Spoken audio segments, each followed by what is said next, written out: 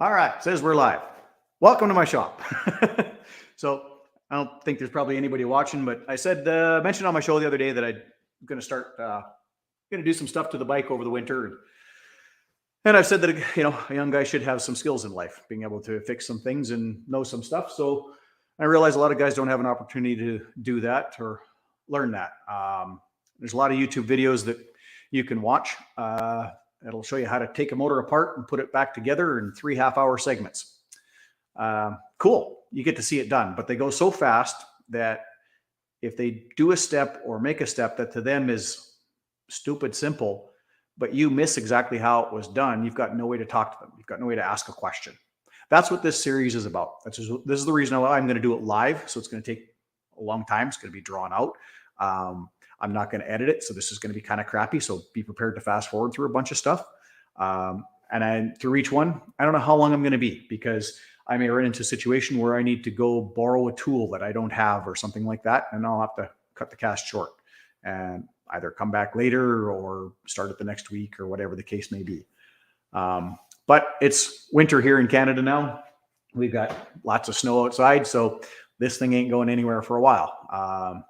She's got 110,000 kilometers on it, which is about 70,000 miles. So it's a 2008 Harley Davidson Ultra Classic. And the twin cam motors were kind of known in this year that around that 50 to 70,000 miles, it started to have cam and cam chain tensioner issues and stuff like that, failing, and that can take out other critical components in the motor or wipe your motor out completely. But they're not difficult things to change. The cam plate should be upgraded and stuff like that. So that's probably something I'm going to do. I'm probably going to, I'm going to open it up and take a look at that stuff and inspect all of that. I'm going to change the cam plate over to a better model. I'm going to go with a better set of cams. This thing isn't a horsepower hot rod racing monster beast. This is a touring bike. So it's going to be built with that in mind.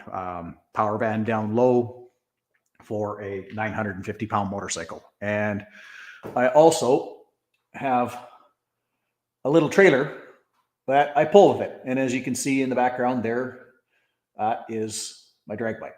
I built that back in 97, 98, reconstructed it in 99 and 2000. So I have never taken a twin cam engine apart before. This will be my first one. But as you saw with the drag bike in the background, which I'll move the camera around in a bit here, I built that thing in my shop. So this won't be the first Harley engine I've ever been into, so I'm not really worried about it. I have the service manual, which if you want to do any kind of stuff like that, grab yourself a service manual for whatever vehicle or something you're working on. All the torque specs, step by step, how to do things are in there. The stuff that you won't understand is the stuff we're going to go through that I'll try and explain as I'm going along. I'm going to try and explain it really stupid simple.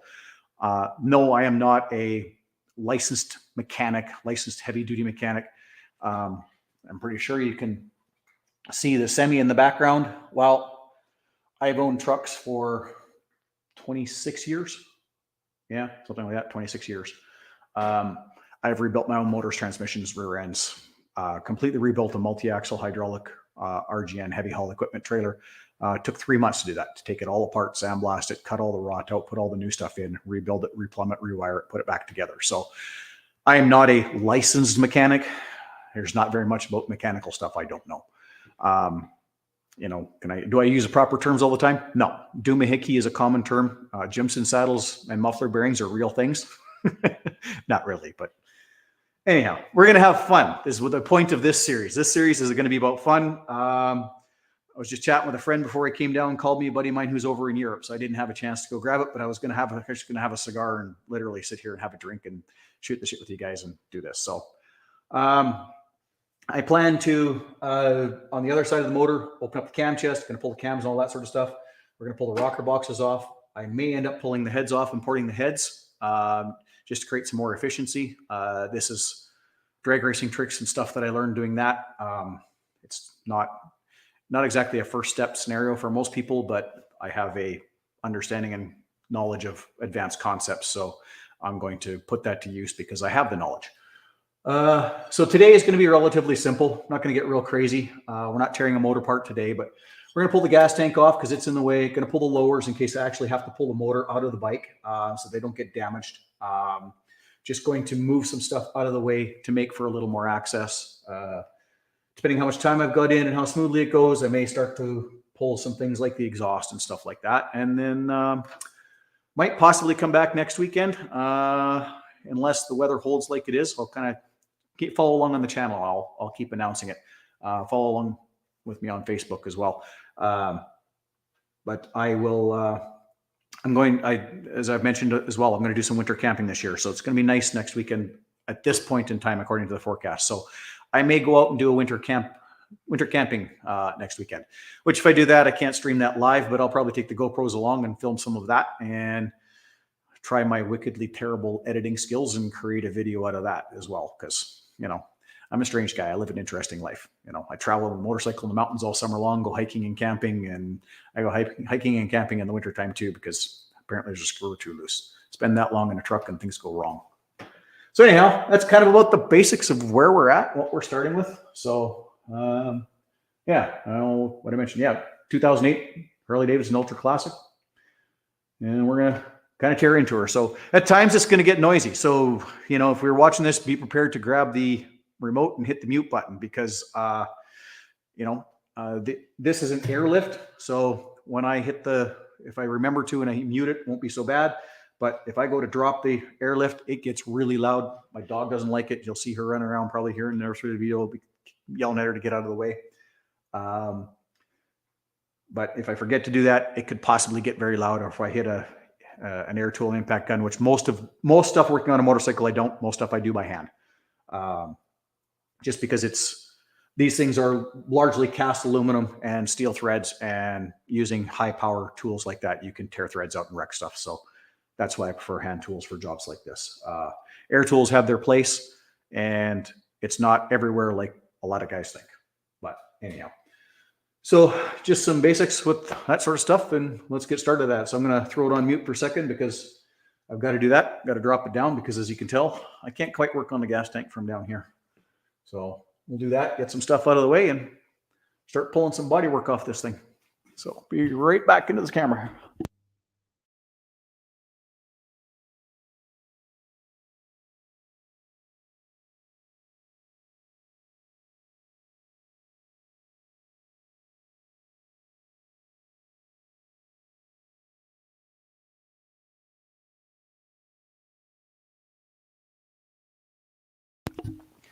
All right, I should say that my camera, I tried to get my GoPro going so I could do this cordless, but I couldn't get it to attach for some reason. So my camera is corded, which kind of limits my moving around, and my mic is over here. So I'm not sure entirely how my audio is. Bear with me. It's what I've got for the moment. I'll try and get something better or make it better as I go along. But so anyhow, some basic stuff. According to the manual, we've got to pull the seat. We've got to pull the center console off.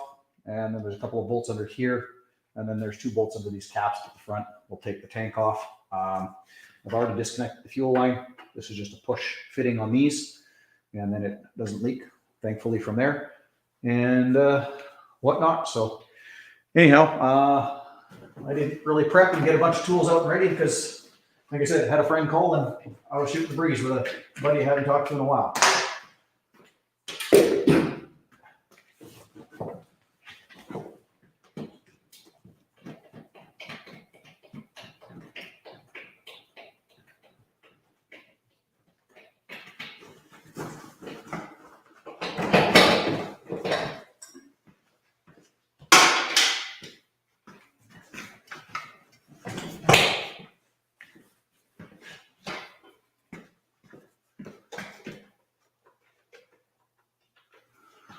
All right, I'm going to try bringing this over here. So like I said, we've got a couple of bolts down here that hold it in. There's this screw here that holds in our console, and then a couple that are under these caps here is where we do that. And I believe from there, the console I can basically lay back kind of out of the way, and then should be able to just remove the tank because the fuel line's already taken off. So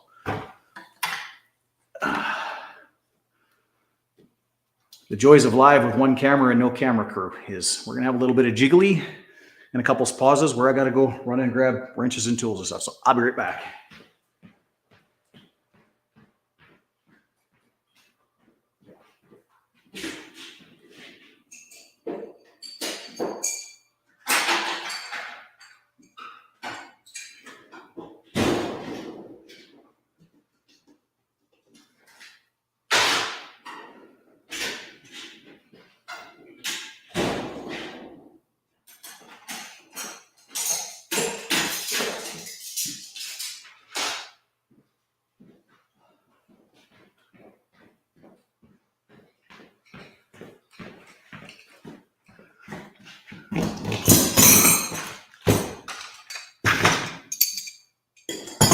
All right, kind of grab some basics.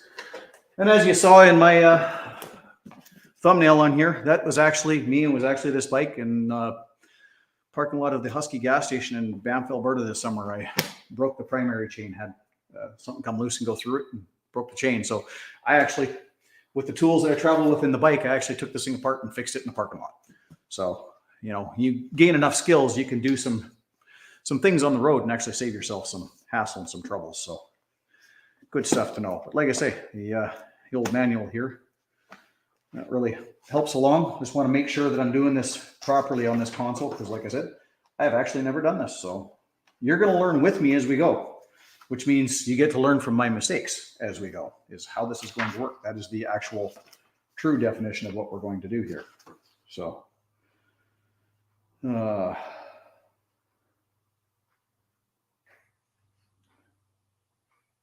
body and frame, number 17, way at the back.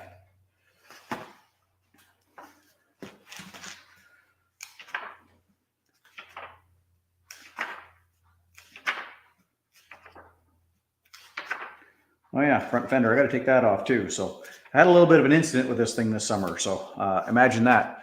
I rear-ended a Suburban and I rode away.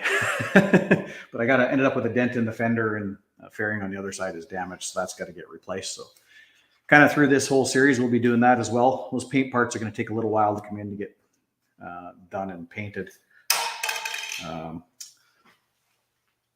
Yay, there goes the CD digital version of the manual. You buy a manual, you get the CD version as well. So good to know.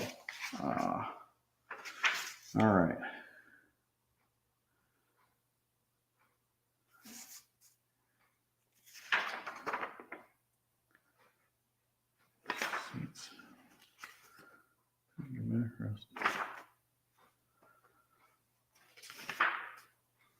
Well, that is showing it's just this one screw. Is it really that simple?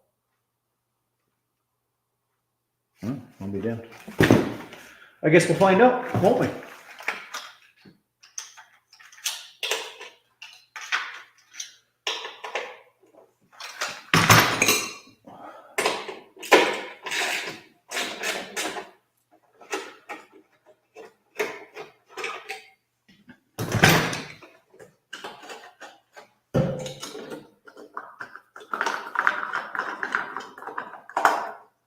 Gas cap in there, and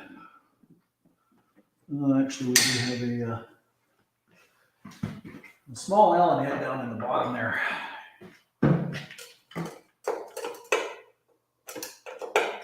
This is a lovely place to get to.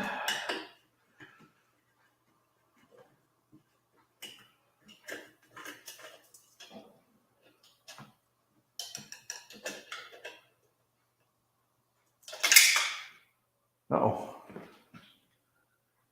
I hate it when things fall down to the floor. That's never good. All right. So we have our vent line here, obviously. That's our breather. This goes up in our plug for electrical. And that's out. Just like that, we can lay that back. There actually still is a little bit of gas in there, so I'll put a cap back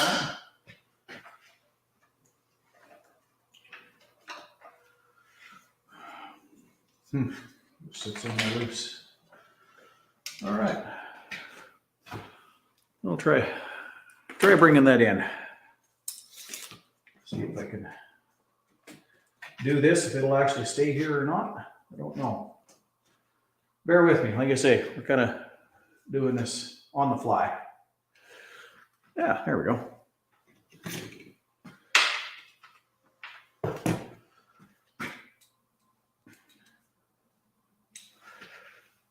Grab an extension.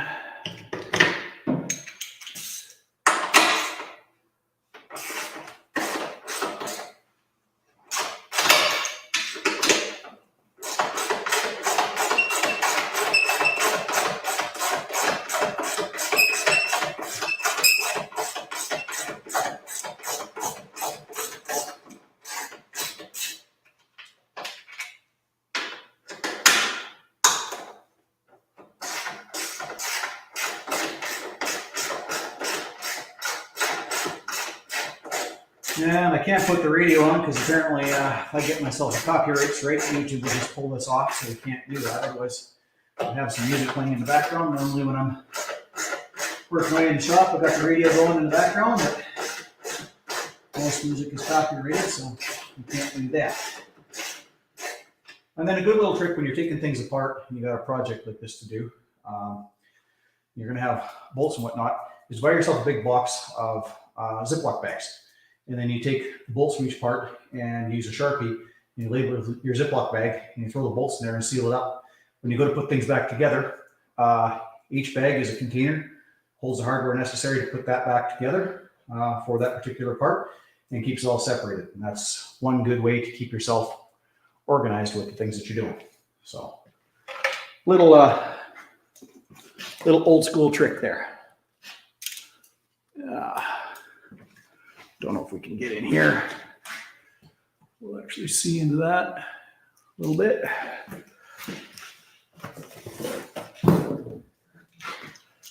So we got these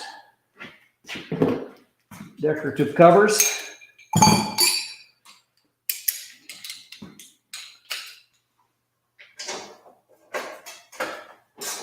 You're working your painted surfaces, and that's what you do. You keep your hand between it, and that way your tool doesn't touch it. You don't scar it up. Keep that barrier. Just little tricks. Nothing feels like it's loose there. Gonna do the same thing on the other side. I don't know if the cord's long enough to reach there yet. Just for one bolt. I'm not gonna move the camera, so I'll just do that quick here. Pop this cover off.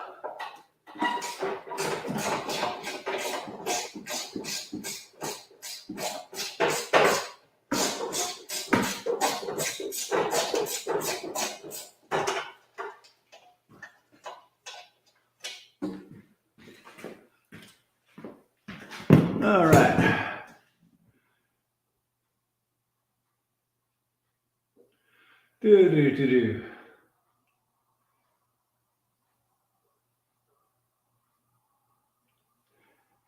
Yeah, that might be a good idea, Justice. It's a matter of where I can put my camera and do that. I see that. I don't have a great setup for this just yet. This is kind of we're learning on the fly as we go here. How does that sound? All right, with that, we should be free. And just like that, the gas tank has been removed.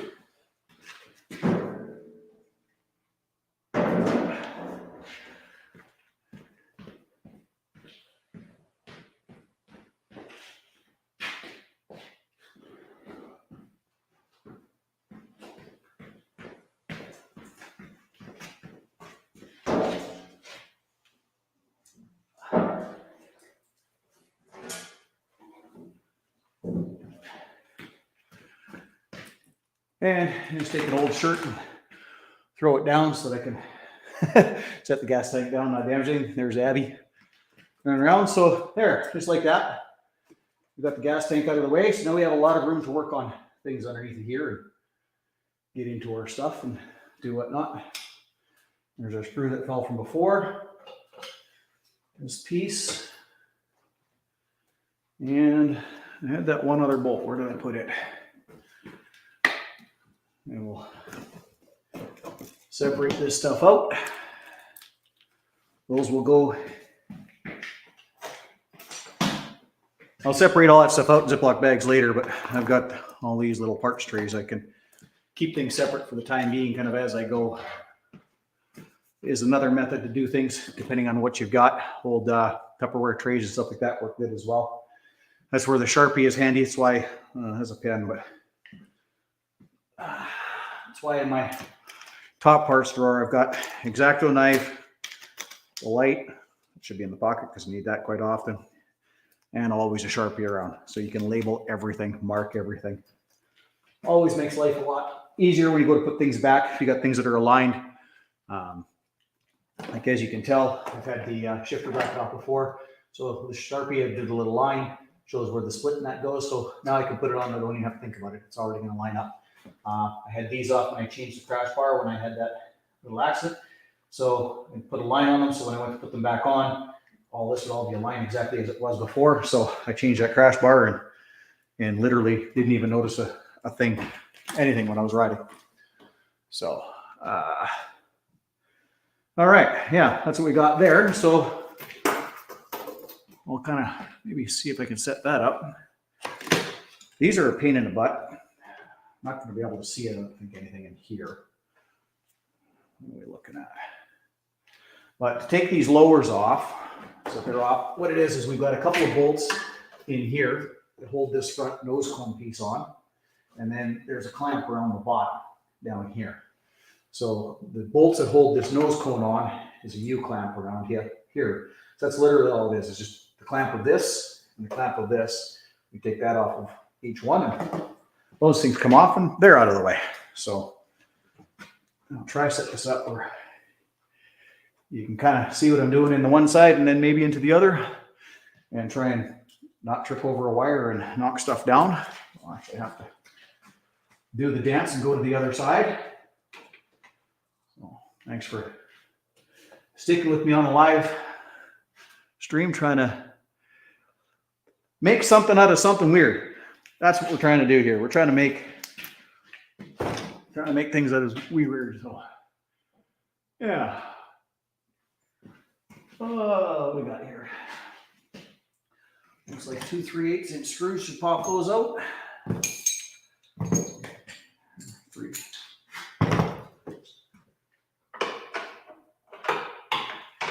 They're a little bigger. That's 7/16 is what that is.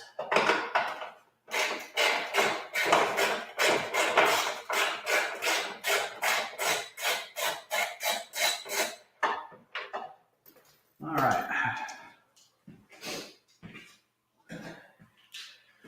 Handy dandy tool to have. Extendable magnet for when you drop things and whatnot, because one thing about working on stuff, you're going to drop it. Just accept that fact. So a magnet is a very handy tool to always have kicking around. And then as soon as I pull this one off, that cap is free. That's why I got my hand around the back side so it doesn't fall and I don't muck up the paint on that. It makes a liar out of me and it's stuck. So there's that outer cap, comes off. And like I say, just the way that it's kind of clamped on there, it's like that. And like I say, we got the one clamp down on the bottom to take off. And then that whole lower assembly, what am I looking at? Will be free. We can pop that off.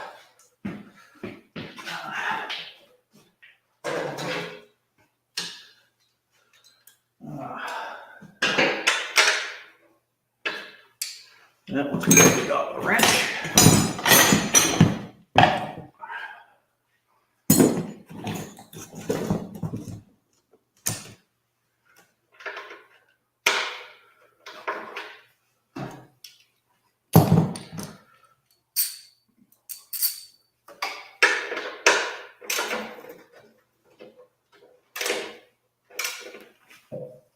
Throw the wrench right there.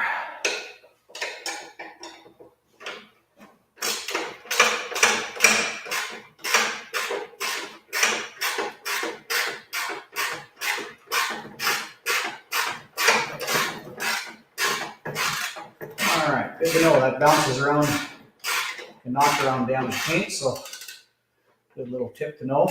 Take these off first. Take the top off afterwards. That'll hold it a lot more steady. So I guess I did that backwards. Like I said, we're going to make mistakes. You're going to learn with me as we go because I'm going to make them. Just is what it is. Just try and make sure that we don't do any damage when we make mistakes. Good. And then just like that, our lower is out.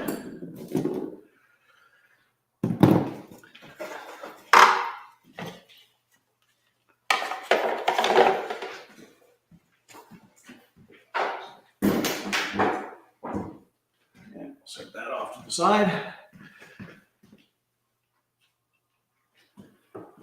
And grab our wrenches.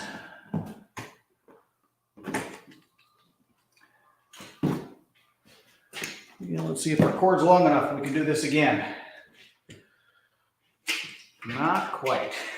This is why I didn't have that over there. Let me throw those down. See if I can move the computers amongst heavy shop equipment. This might not be a great formula for success. Like I said, that's why I made this one a simple thing and not a ton of advertising. Power's connected. Yep, we got a green light. We're good. We got power. Now we can get a little closer with our camera. We actually get anything to see. What are we looking at? Yeah, kind of yes, kind of no. Let's maybe get that up a little better. Gonna get in there. So you can see our damage here. This is actually what I hit.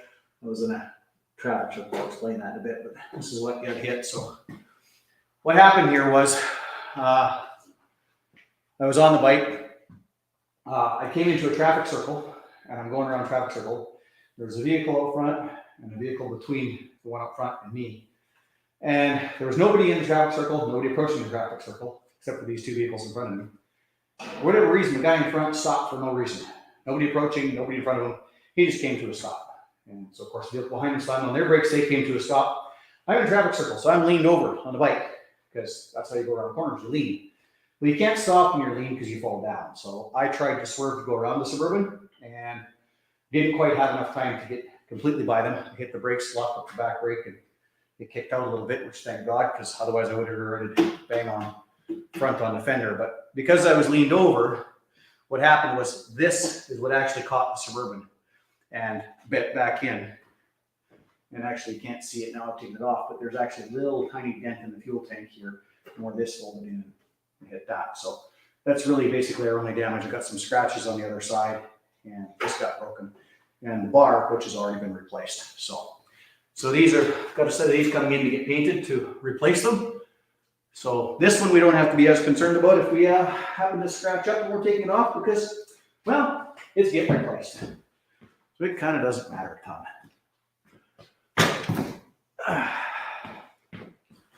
So it'll become another symbol hanging on the wall or some kind of shop art or something like that. That's what usually happens with your damage over time and over years. You collect cool things with some stories and some damage and some stories, and hang them on the wall. Or if it's scrapped, throw it away. But sometimes some people make some pretty neat stuff out of it. I've actually got a whole bunch of old. Well, I drag raced for 9 years, so naturally I have a lot of parts from blown up motors and broken stuff. When you go racing, you break a lot of crap. So I got a whole bunch of melted pistons, broken pinion shafts, damaged camshafts, bent push rods, stuff like that. Instead of damaged heads, I'd like to take them all, kind of lay them out, and do like a clear, coat them or soak them basically in a clear epoxy and make like a bar table out of all of my old blown up racing parts. Yeah, very cool personal little bar table item, you know, that nobody else would have. It's mine of me, of my stuff, of racing. Just be a kind of cool guy art, shop art thing. So, and once again, same thing here.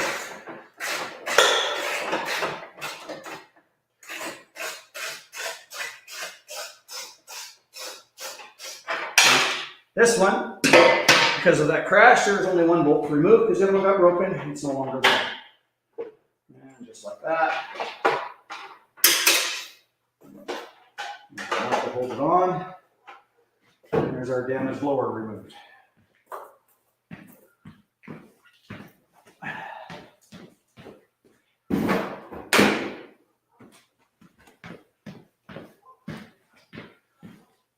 All right. My cord around. So yeah, there's the ass end of the drag bike. I'll get a little better shots of that and get it put back up on the wall. It's kind of a cool little toy. So there we go. Now we got a lot more room with all this stuff out of the way. So if we do have to pull the motor, I'm going to pull these heat shields out as well. But inside of here, this is our cam chest. This is our cam cover. Inside of here is where our pinion gear off the crankshaft turns our cam gear, and then that goes up and drives. There's a chain behind it drives the second cam. So there's actually a pair of cams, one for the front cylinder, one for the rear cylinder in here. And it's this stuff in here that has a life expectancy on a Harley somewhere around that 70,000 miles, 50 to 70,000 miles. They start to have troubles, usually around 80, 90,000 miles they fail. So that's why I want to take it out, fix it now before this thing actually fails. If I see any kind of damage in there, then I may end up pulling the rocker boxes off and getting further into it. And if I do that at that point, then I will definitely be pulling the heads. I'll be porting and polishing those, rechambering the heads and whatnot. That's just little tricks I learned playing with that thing because I did the heads in that thing. So I kind of know how to do that a little bit. I'm not a world champion or anything like that, but I can do a pretty decent job for what we're doing here for performance street road application kind of thing. So yeah, so over the next episodes, we'll be doing that. Like I say, we pulling the cam chest, pull the air filters, all this. We got to pull the push rods and everything out. Got to pull the rocker boxes to get into that cam chest and all that. So basically here, we're going to end up with, this is going to be off, these will be off, this will be off, these will be off. Of course, naturally, the exhaust has to come off to get out of the way. So there's the footboard and whatnot. So we're going to end up doing a whole bunch of work in here, getting stuff off. That's why I wanted to get the rollers and the gas tank out of the way. We got a lot more room. It's a lot easier to work on. I've got this lift. This thing stands up, so I won't have to work on my knees, anything like that. So that's kind of what we're going to be getting into. So one more thing, I guess, while we're here, is I've got to pull these heat shields off right here. So I'll pull those real quick. What the hell is that for a bolt in there? We got a couple odd Allen wrenches in there.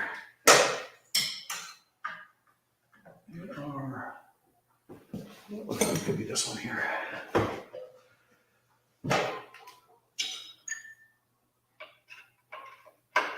It is.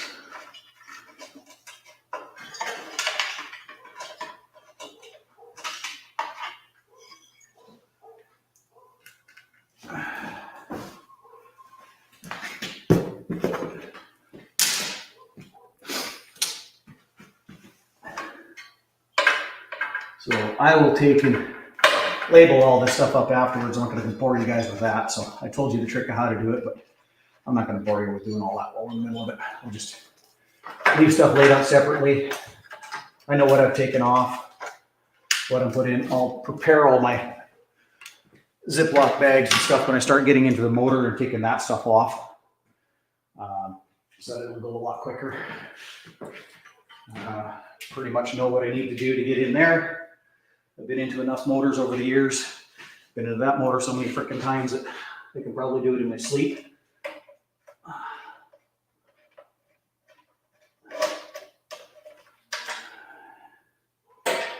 All right. Now we got a fun one. This damn thing is in the way. That's why it needs to go back on the wall. The reason it's down is we had a car show in town and had a bunch of buddies show up the night before the car show, and they're like, Hey, it's time you got that thing down and put it in the car show. So they showed up with the forklift and helped me get it down and wash up and clean it up and put it in the car show. So otherwise it would have, it's lived on the wall for a couple of years out of the way. So but yeah, with that, the heat shield out and whatnot, like I say, now we've got lots of exposure, good room to get at that thing and get going at further stuff. So just kind of set that down there for now.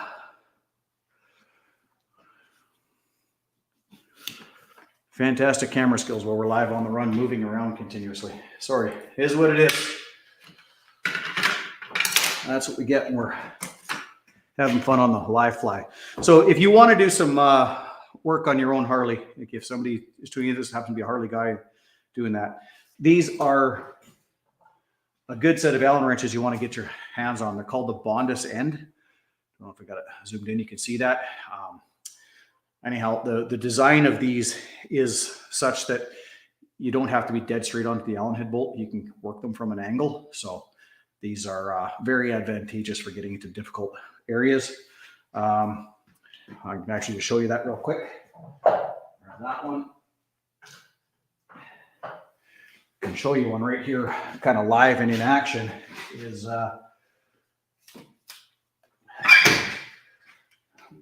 zoomed in there pretty good. Oh, give me a second here. Make this up.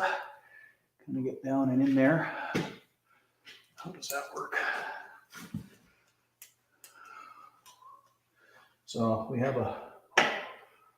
I'll grab the light. On the other side. All right. So. Can light it up. So you can see that this Allen wrench isn't in straight, it's on an angle, right? But because of that Bondus end, it doesn't matter.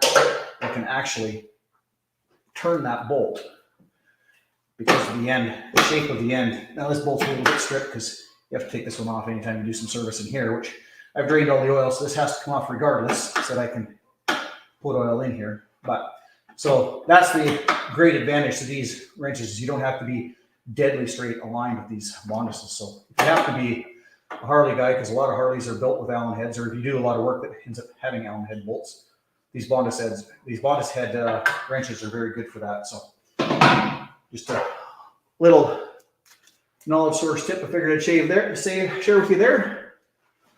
So yeah, long and short, there's our basics of our body work. That actually went off a lot quicker than I expected. So that's kind of all done. What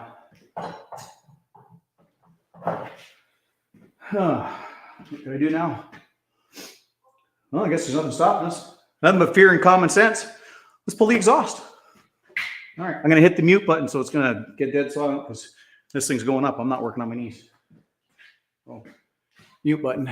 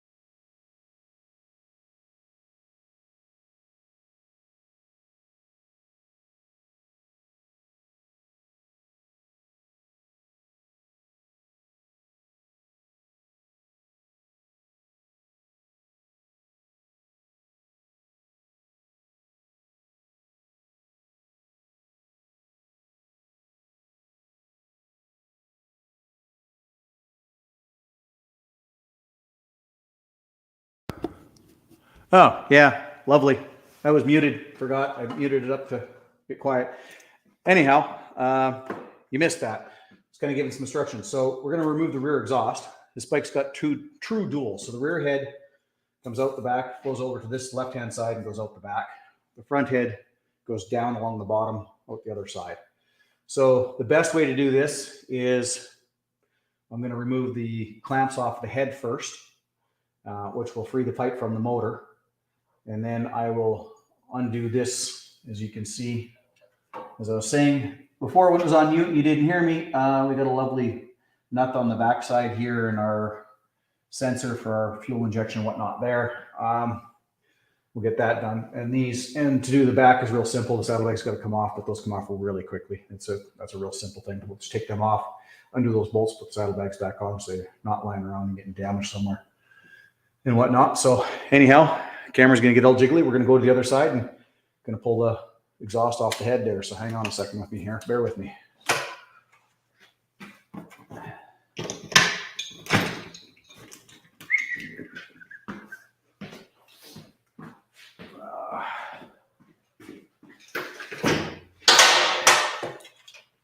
All right. I can't see my screen anymore from there, so I don't know what. I don't know if we can get much of a video in here or what.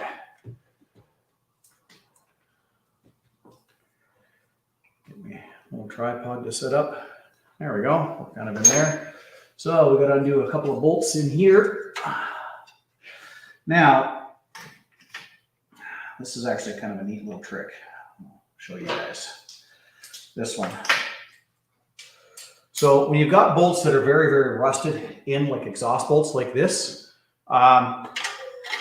these are going to be, you can pretty much guarantee stuck. So the trick with this is you never want to go to loosen first, tighten first. And that way you can crack the threads loose. There we go. That one went. And they actually, a lot of times when you get a really rusted bolt like this, cracking it in the tighten position is actually the easier way to bust it loose than going straight into the removal. So, neat little trick for you there. Years of experience working on the big truck. I've changed a couple of turbos and exhaust manifolds and stuff over the years.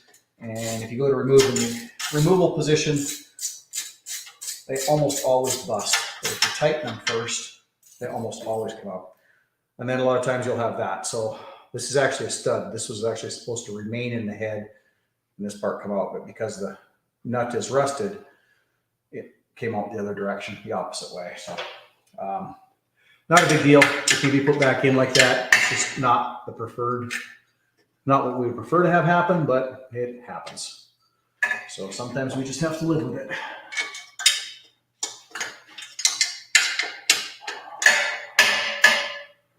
Oh, yucky. That is gross.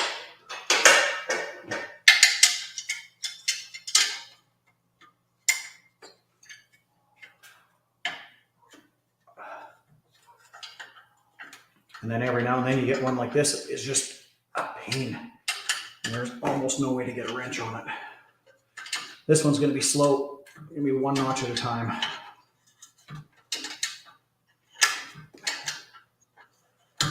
And when it is, that's what it is. Don't fight it. Get angry. Oh, look at that. I'm going to crack loose. I can feel my fingers.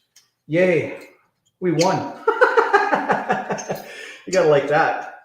That doesn't happen every day. So you got to celebrate those wins. I'll take that one all day long.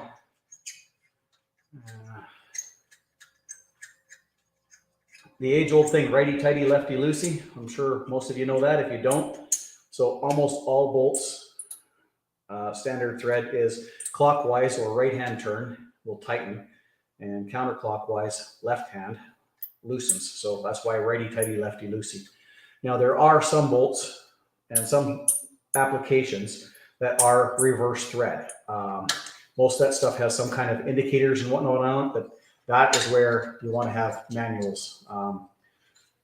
Generally speaking, that stuff is restricted to shafts that spin because a normal clockwise thread would cause a nut or a bolt or something to come loose, just the dynamics of rotation. So that's why they will build it with a reverse thread. But that's a rare thing, but it's something you need to be aware of. So there we go. The nut has come out all the way, but it actually won't come off because there's not enough room between the exhaust and the stud to actually remove the nut, but it is completely backed out. So that's that one. Now, since we're going to be doing this anyway, can I get it up forward? We're going to do our front here at the same time while we're here. I don't know if you guys can hear me well because the mic is on the other side of the shop. I don't have a cordless lavalier mic to run for this, which I wish I had. But, just don't have that right now, or the money to do so. So if you happen to be new to tuning in and watching me, do me a favor, join Patreon, and anything I get on there, I'm going to put towards buying equipment to do stuff like this to make better videos. So anything like that is muchly appreciated. I actually don't have that in my comments. I normally do, but you can find that on my YouTube channel. My Patreon to join the channel or buy me a coffee. Those things are appreciated because I am new to this. I'm not monetized. I'm just doing this for the fun of it, trying to help people out, teach some life skills, some people skills, some mechanical skills, just general stuff that a guy should know. All the crap I've learned over the years. So, like I said, with my background, I don't have children to leave anything to. So, I'm just kind of passing it on to the young guys that I meet. I'm hoping to help people out because I got nobody else to leave it to. So that's my thing. All right. One thing about having a camera in the way is sometimes I'm going to bump it when I'm getting a wrench in here. So you're going to get some shaky video sometimes. I apologize for that. That's what it is.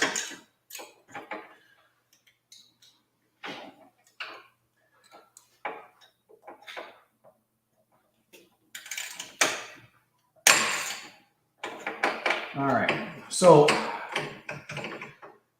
as with those Bondus heads, I have extensions that have kind of a funny shape to them, as you can see there as well.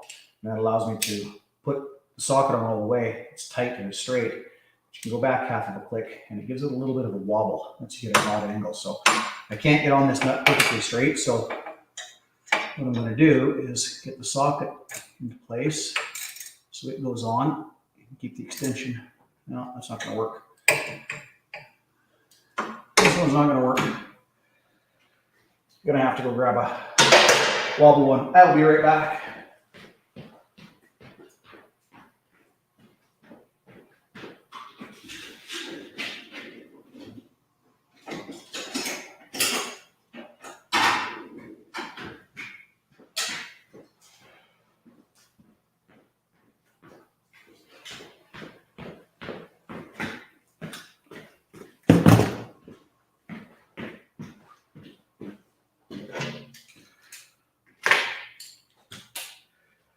So now we get one of these universal type sockets.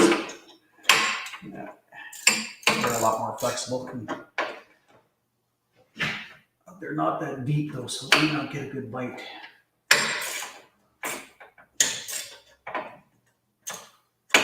Nope, that's not working. So we're back to the wrench.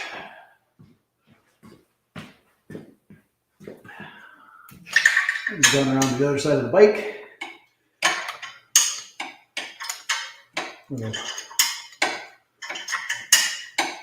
Now we're like that start on the back, where we get one flat at a time. That's all we can get.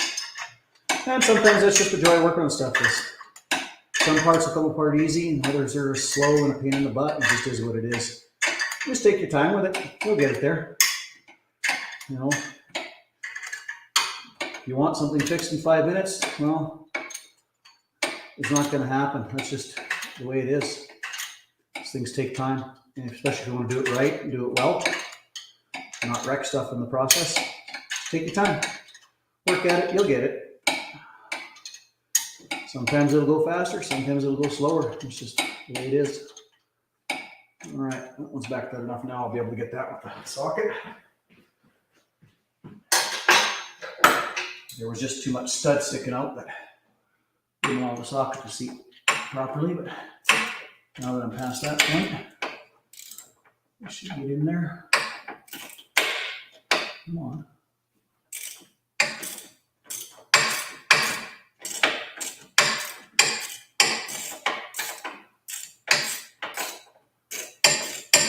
Fun and game. Hey, ain't this fun? Are we having fun yet?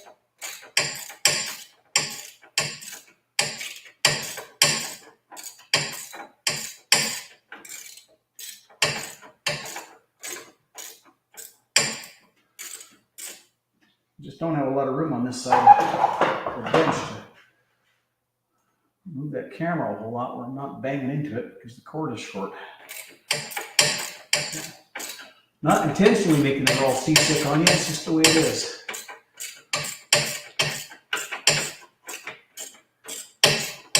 And yeah, this thing's still a little bit dirty and kind of got some bugs because, well, my last ride of the year, I rode home, got in late, put the bike in the shop, pulled the oils to drain it out, was going to wash it the next morning. Well, the next morning it was snowing, so I didn't get that chance.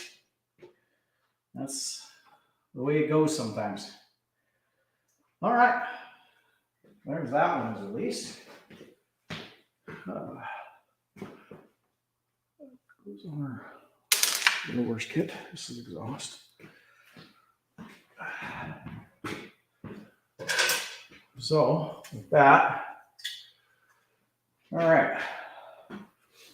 So as I said, to do the back, we're gonna have to pull the saddlebag. I'm gonna kind of try to reposition the camera a little bit there. Wait, what do I got here? I got one too many. These two are the exhaust. Where did that one come from? Yeah. All right, I'm sure it'll show up. So anyhow, we have our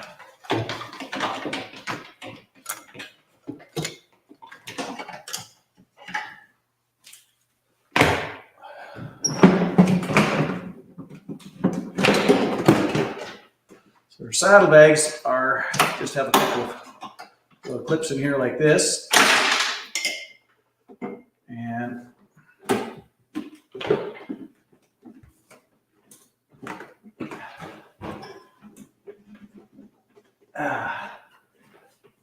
why is that on the wrong side there? All right, I can't just leave that like that. So,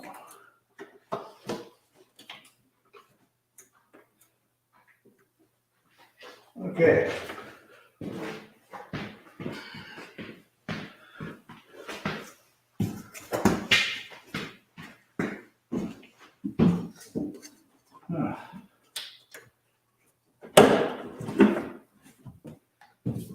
There we go.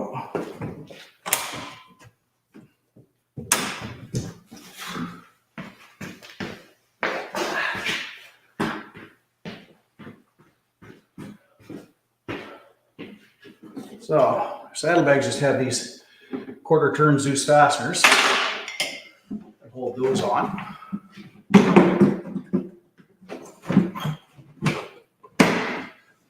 And they just sit on the rails down below there.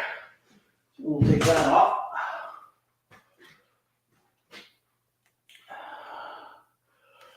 This gives us our access to these back two bolts that hold the back end of the muffler on. And on this side, we've got a center bolt here. So we'll undo those two, and then the exhaust pipe will be left hanging by this. We take that one off, and the exhaust on this side is free. So let's see how this tripod will hold there like that. Take that guy off. I think he's a half. He is. Shoulder extension. Oh, that's out of the saddlebag that sits on there as a protector, so make sure that goes back.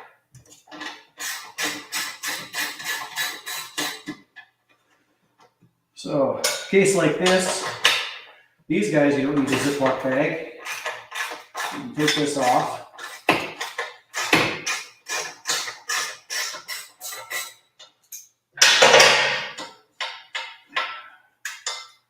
And well, that can actually stay there, it won't matter.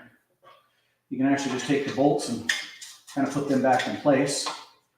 And you don't need to know, you need to remember where they went, because they're where they belong and they won't get lost. They'll just stay right there. So that solves that problem. Where those ones go. Now we've got our last one down over here. It's also feel like a half inch. No sir. What is that? 1/16 deep saw.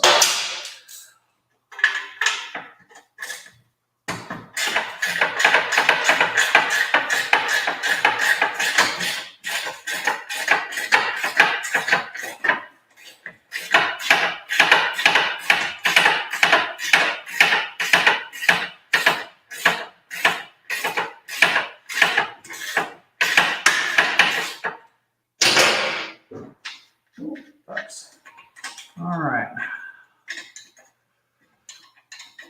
And there's that bolt. And that is it. It's holding our exhaust on. So, whoop.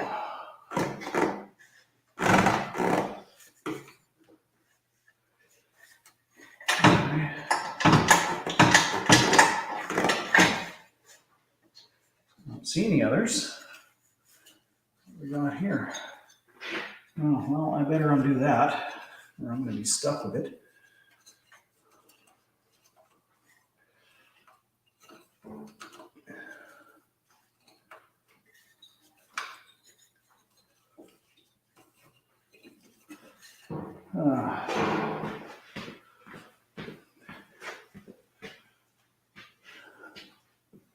Where did I put that? Where did I put it?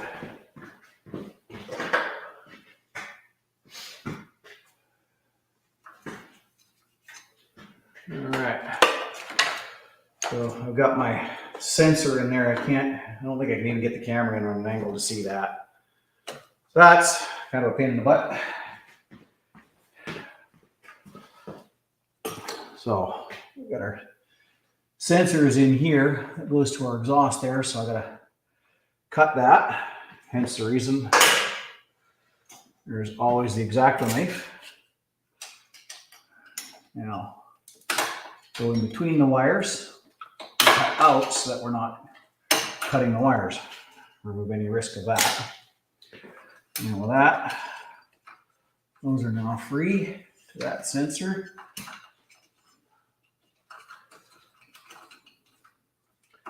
That one's got a tab on it. That's pink. Hang on a second. Hang on a second.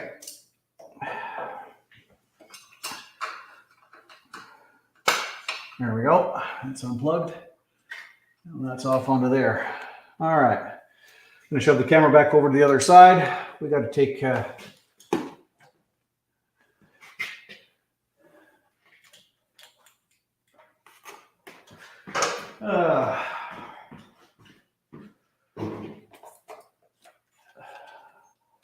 these things here. We can't just pull the exhaust off because it's kind of trapped in between our floorboards and all of this. So I've got to remove that stuff first. But this one is actually free. It's just jammed up in here, and there's enough room for movement to do all that, I don't think. Oh, wait a second. Unless that will go like that. We'll give that a shot. I don't know if I can get you to stay. Give you kind of a awkward angle shot. My lovely high-end camera skills here.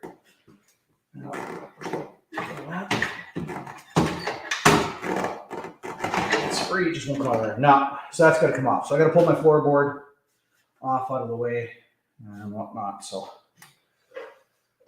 I can get into that. So for that, I need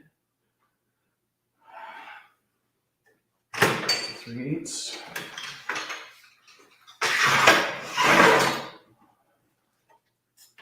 That one I believe is also 3/8. So I need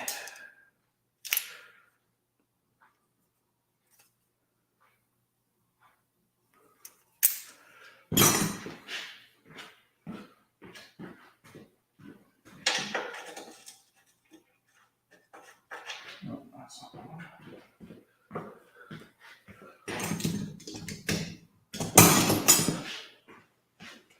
Go grab a wrench.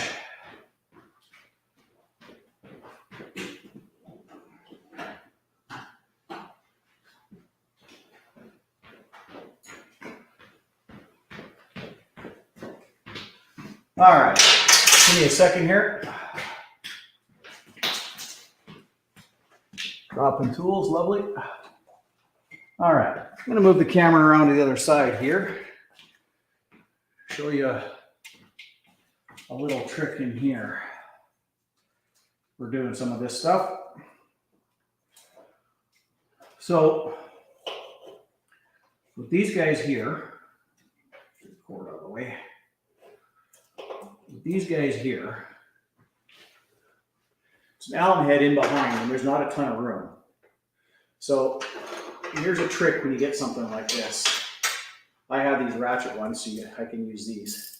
So what you do is you put the wrench over top of the Allen head, if there isn't enough room to put your socket and everything in, and you put that in. And now,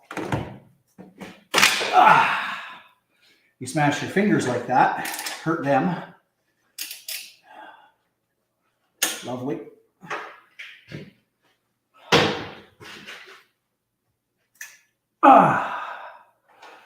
All right.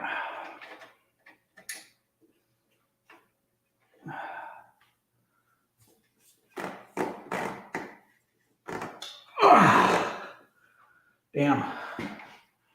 That one's in tight.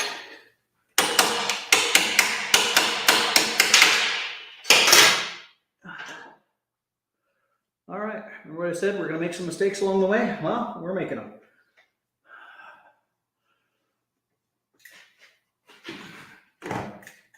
Holy crap. Oh. All right. Well, there's another trick.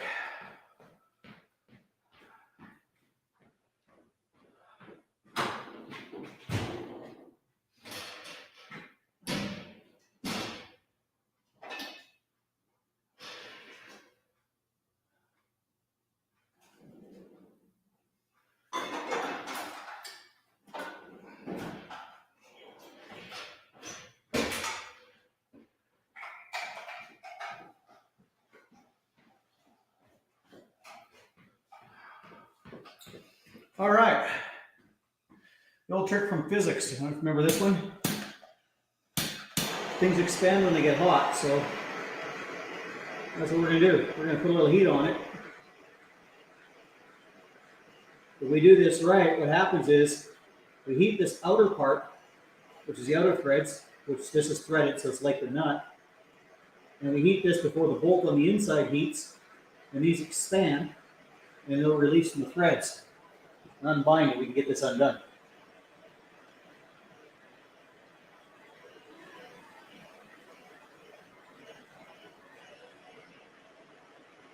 Now you don't want to get this thing glowing red hot.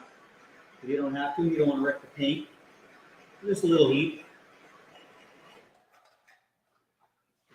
Give that a try. See if that makes a difference. No. All right, lovely. Damn. Now I got that wrench in the way.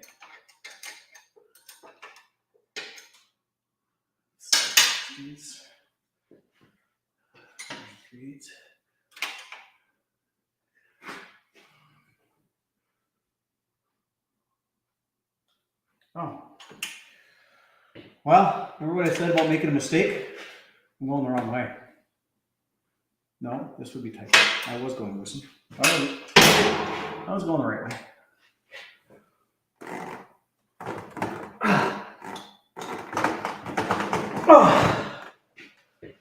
Wow. That sucker does not want to release. It's kind of warmish. All right.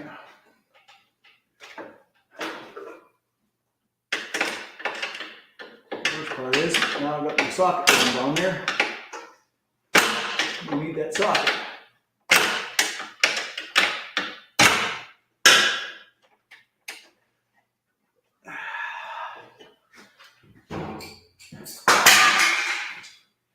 Shit. Remember what I said about something's going right, something's going wrong? Well, this is a wrong. Got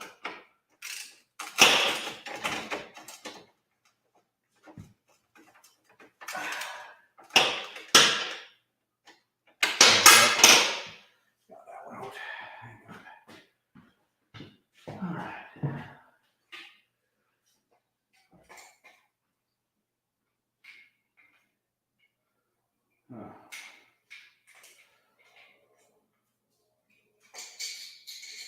Oh, goody.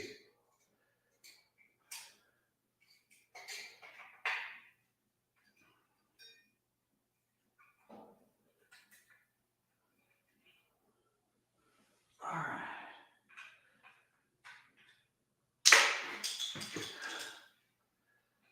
So what you hear me fiddling around with over here is I knocked over the torch and it knocked the handle apart, so I'm just putting that back together here. So remember what I said about making mistakes and going along with me? Oh, there we go. Here's one. That mistake is fixed. All right. Let's see if we can't get into this other guy.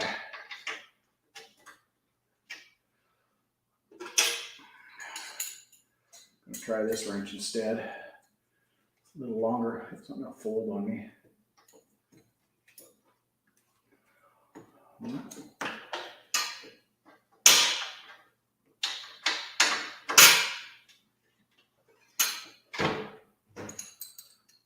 Huh.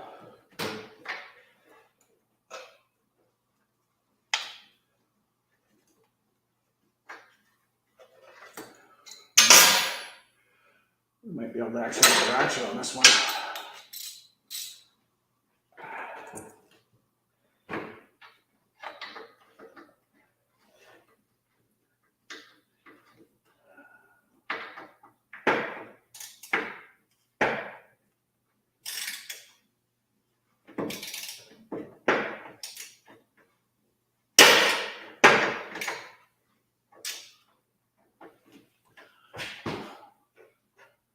Not quite enough room.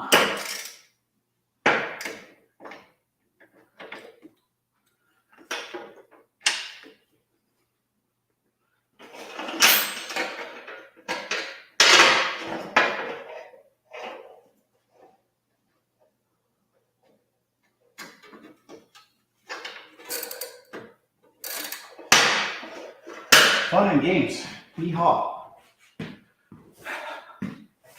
Well, I knew the whole job wasn't going to go smoothly. So, we're dealing with a hiccup here.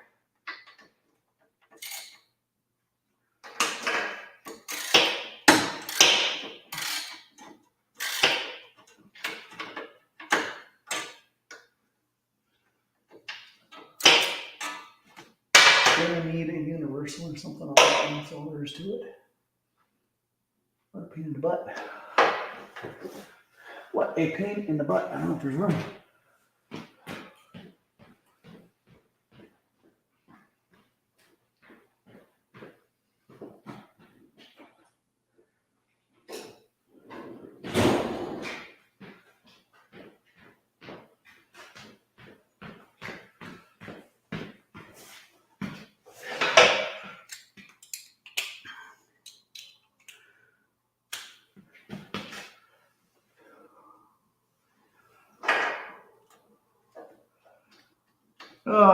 This is the boring part. This is why they edit and cut all this stuff out, because this is what happens. But then that's why they gloss over the other part. So it's a catch-22. You're gonna want to fast forward through this section. I know that now. The joys of doing live while you're actually taking something apart is things aren't going to go 100%. That's just the way it goes. That's part of fixing stuff, working on crap, because these things happen.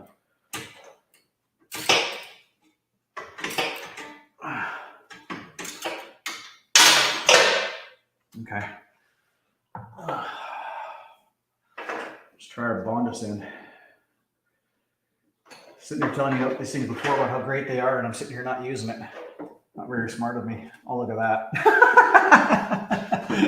Oh, how hilarious is that? The Bondus goes in and works most of the way around. 100%, but better.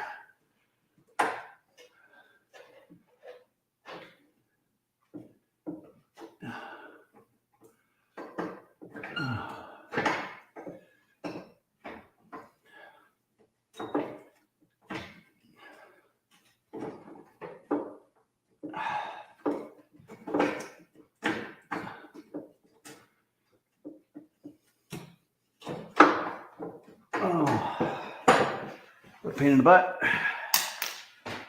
Oh, look at that. It's out. All right. Bondus to the rescue. Now, we still have the problem with that one. But we got enough room now where we can, yes, we do.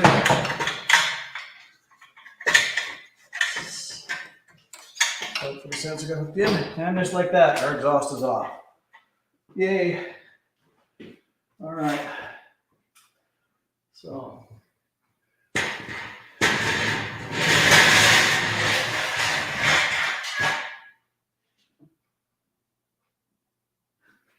We shove that down and under the truck like that.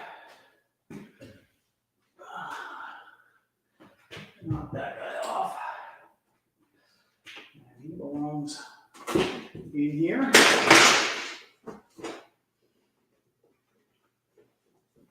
Like that.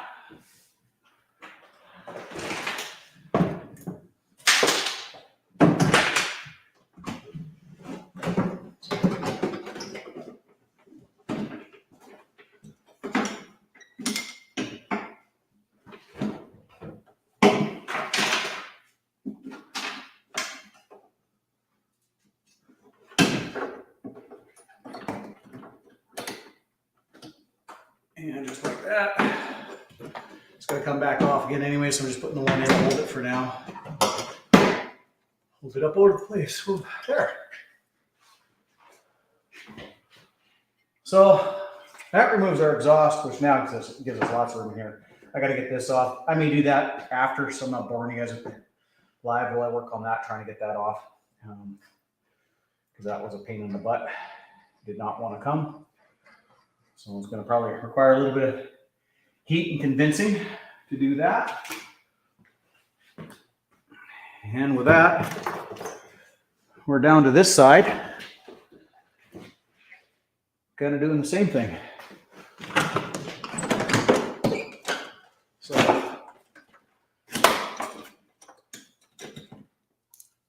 do that.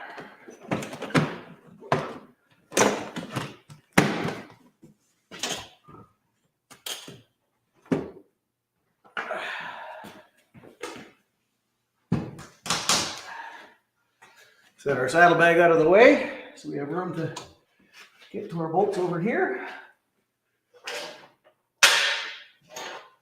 And the stuff we need.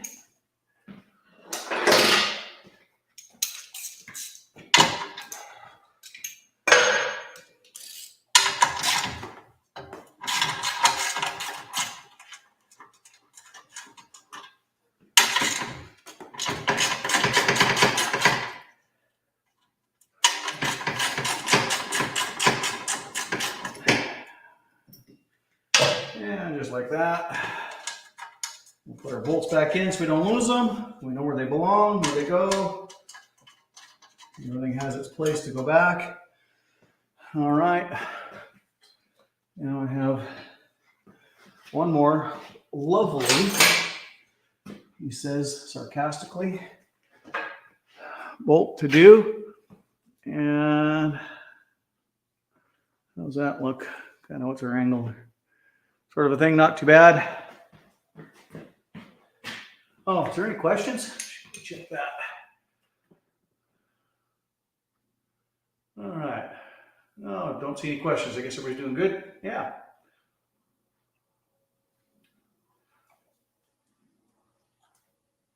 Yeah, you're exactly right on that, Jimmy, on the exhaust, 100%. An old trick was to tighten the bolt slightly, and then sometimes it snaps it loose, and then you can loosen it. Absolutely. That was pretty much what I was talking about before. You got her nail on the head. All right, like I said, I had the rare phone call from a friend, so I took that and BS with him, so I didn't get the chance to otherwise I'd have a drink here with you guys while I was doing this, working on stuff. Safety first always. We're working with motorcycles, but part of working on stuff is socializing and having a beer with the boys while you're doing it. So I would have done that. I see a couple of you guys said you had that. That's awesome. I like to see that. That's perfect. All right. I got an unusual one going on in here. What's going on down there? Oh. Huh.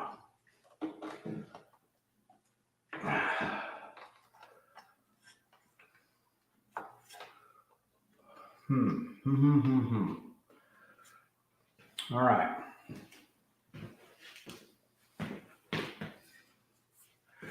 Okay, so I'm going to pass the camera back over. So we're going to get some crappy picture for a second here. I'm going to show you what's going on. So what we got happening here is we've got our exhaust sensor right here for our fuel injection. Keeps our air fuel ratio right. Comes in and try and hold the light and the camera at the same time, goes down. That's our plug down there. And I got to somehow try and figure out how to get that unlocked and released so I can free this, because otherwise I can't take the exhaust off because it'll be connected to this wire. And of course that's threaded in, so you can't take it out because it'll twist and twist the wire. So one way or another, I have to figure out how to get this unplugged. I can see way down in the back side there, that is the locking tab that will free that to make that unplug. There's not a ton of room, so I'm thinking I got to probably pull this starter cap off. So, which means I got to grab me, sorry, fiddling with the camera here, trying to get the tripod out. I got to get me some Allen head wrenches to get in there. And I don't know what size that one is. Besides looking at that, I would say a smaller one. We call those the fun size because they just don't like to work very well. See what I mean about the bonus end? You don't have to come at it dead straight. See how crooked I am with the wrench, but it will actually work. Of course, the straighter you are, the better they work. But you know, the point is you can get into someplace awkward with these ends. So they are a little more expensive, but they're certainly handy to have when you're doing awkward stuff like this. It's the frustration it will save you is worth the price of this stuff. So here's just a fancy little chrome cover because, you know, we can't have something not be chrome and pretty. So, and there we go. Now we're out. And I'm going to stop talking for a second because I'm going to hold the light with my mouth because I need two hands to do this. Like that. And now that's unplugged. So now this starter cap is going to stay off. Like that with that. But I will do this and put the bolt back into its place so that it can't get lost. And that's how that works. So we now have that nut way in the back there. And that's just going to be brilliant fun. So we're going back to the other side of the camera again. Hang on. Hang on for the fun shots. Because this ain't a multi-camera shoot. So it's kind of the circus shot is the way it goes around here. We're covered by cords and what we're working with. It just is what it is. Like I said, it was never going to be a professional stream. It was going to be educational. Now, I don't know if I can even get a decent shot in here while I'm doing this. I'm going to do my best. See if I can't hook the camera like that. Kind of get in there. I don't know how well that works. Where are we? Not bad, not great. I don't think there's going to be an angle where we're actually going to be able to see it. This one is such a pain. Oh, I can see what this is going to be already. Yeah, one of those. Okay. I'm going to go grab a tool because I have a cheating tool for this because I have a lot of tools.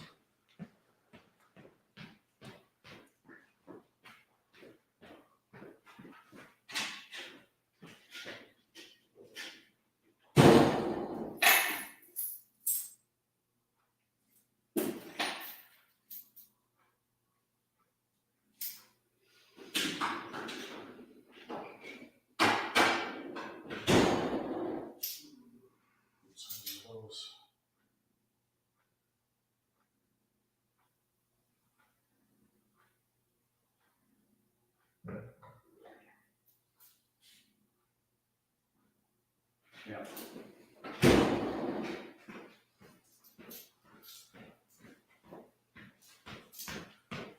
Okay. I don't know if this is actually going to work, but I do have these curl foots. They're kind of handy for stuff like this, but I don't know if this will actually work or not. I'll have to see. Size of that one. That's the one there. Lovely. Nice cheating tool, but even that doesn't work. What a pain in the butt. Oh boy. So we can't even get mad at Harley on this one because this is a Vance & Hines aftermarket exhaust. So one more set of cheats. 3/8, 7/16. I have these ultra short little wrenches. That's probably what's going to end up having to do. Wow.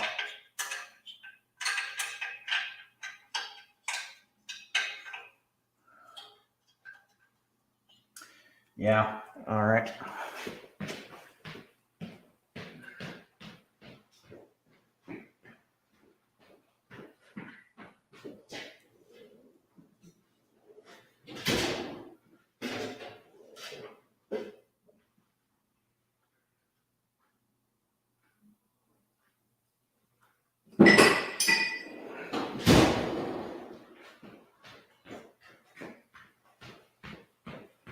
All right, so here's a little trick.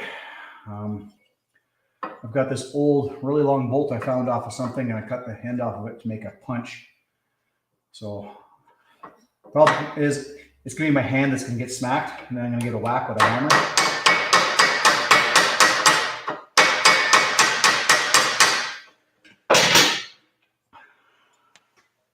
It's going to be about the only way to get that loose, so I'll kind of try and see if I can't get a little better visual on that, on what I'm doing there. So, you know, because I'm probably going to start cursing and swearing because I'm most likely going to smash my hand. That's almost a guarantee. So what happens is the wrench is in there. I put that on there, and to keep everything from getting chewed up, my hand is down in there. Ow. Like I said, it's me that takes the brunt on it. What I'm doing is I'm hitting the wrench into the, it's clockwise, but it's counterclockwise. It's just the other way. Wait a second. I'm actually tightening that. I'm going the wrong direction. That might be why. I didn't need to be so difficult. There we go. See, sometimes you need to stop and think about it. Like I said, I'm going to make mistakes along the way, so you're going to learn with me as I go. So, forgot I was working backwards. So in this case, when you're working backwards, you do need to go clockwise because it's backwards, so it's actually counterclockwise on threads and loosens it. And I Forgot that, so my infinite wisdom, I made a mistake. You got to learn from it. But this is nothing more than a pain in the butt. I'll try and give a different bit of a camera angle on this. See if that works. I'm gonna get in there. What is that? And I'm literally getting like barely one flat of the bolt per turn and I have to reposition that wrench. This is just sometimes the fun of working on stuff is occasionally there are bolts and nuts that are just in this position. There's nothing you can do about it. It's literally a pain in the butt. Take your time, work at it. That's all you can do. Jumping up and down, screaming, yelling, getting mad, hitting it with a hammer, as I just proved, won't necessarily fix it. So this is just sort of part of it. Especially the older something is, the harder it is to work on because the more the bolts are rusted, jammed, seized, all that sort of stuff.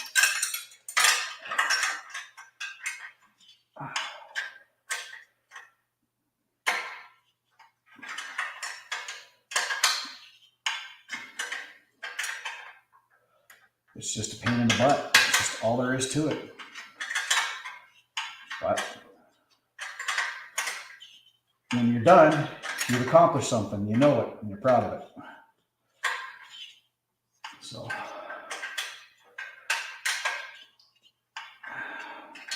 I personally think that there's a better spot for a bracket for this, but I'm not the engineer, so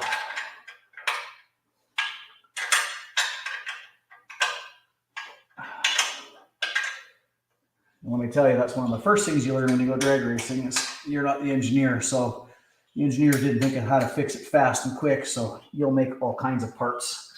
You'll move brackets. You'll make things yourself.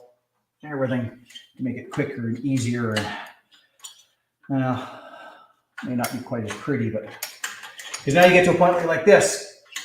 I got the nut part way out. And there isn't really room to get the wrench off now. So now I have to actually tighten that back up just a little bit so I can get the room to get the wrench off. Now we have to go at it with the open end. If I can even get it. There it is. Sorry, having to get my hands in the way. I'm literally working in a tiny little gap here.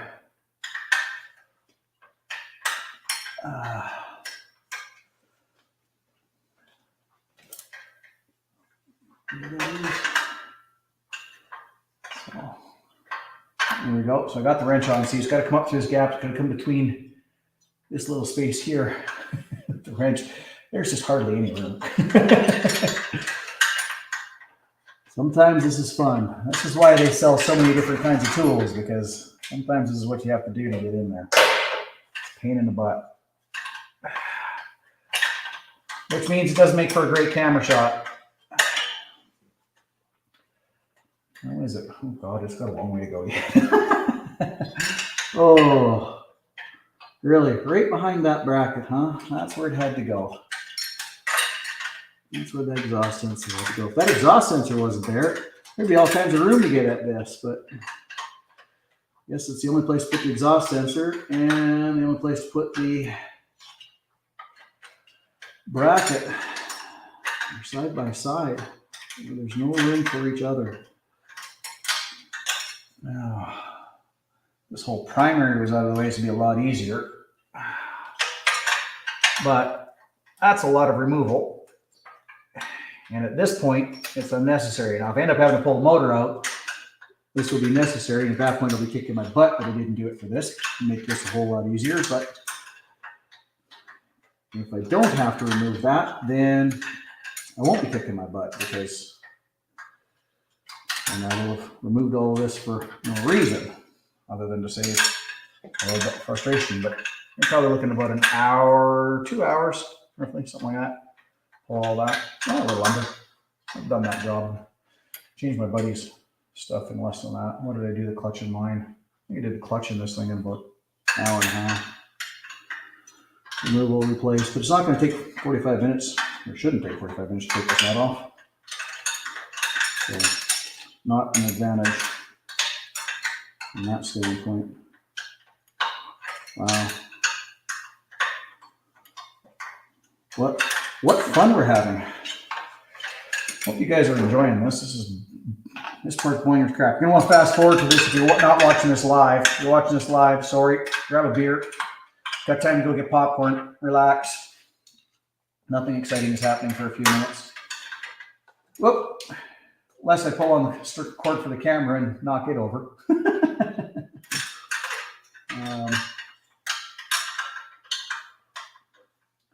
Unless the fun one, I get it loose enough and the exhaust falls off, then it'll get exciting. Get exciting and entertaining all at the same time. All right. That is just becoming a pain in the butt. And there's just nothing I can do about it. There is no possible way to get a socket on there.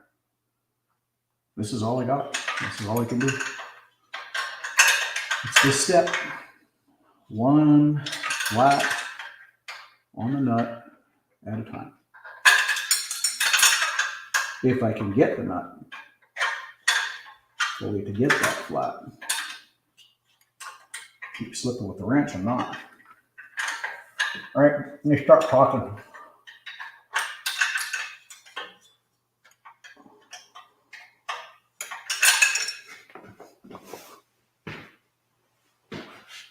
Let me try this on the other side. See if my hands will go in this side better. I somehow don't think they will.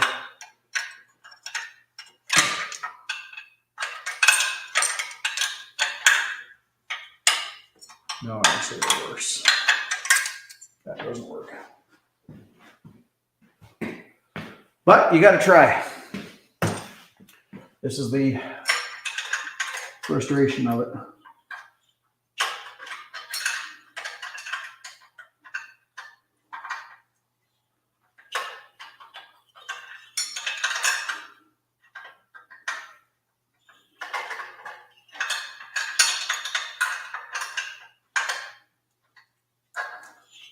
All right.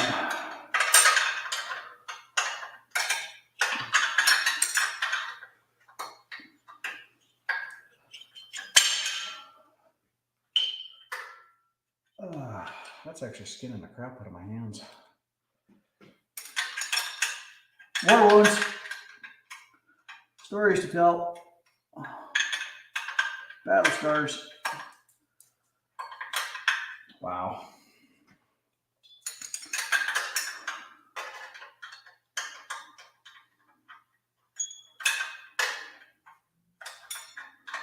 All right, what a pain. Where did I put the gloves? Do I have a key in this? This thing.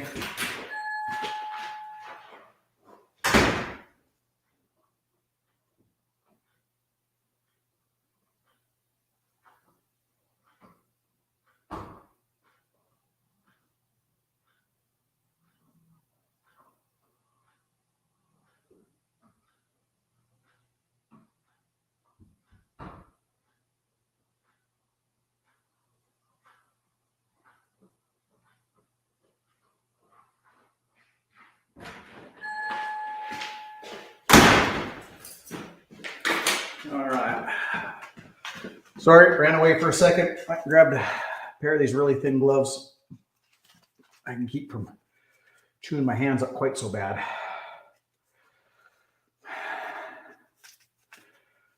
Worst part is at the backside.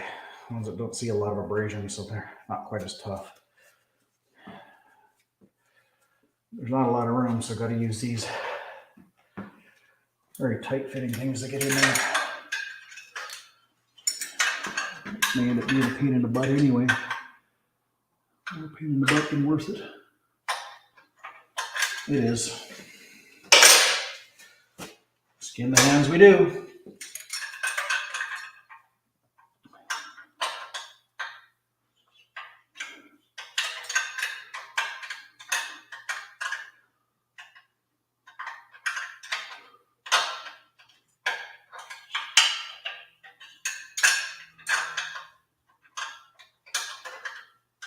Oh boy. This part's fun, not quite. So you may want to go, like I said, grab some popcorn, grab a drink. We got to start the drinking game. How many times does Bentley get a wrench stuck? There you go.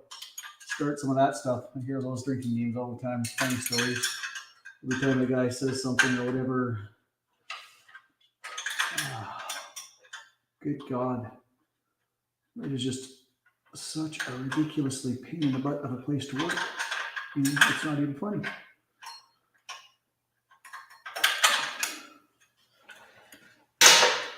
And it's not even finger tight yet. Oh, that's the worst part. Let's do that.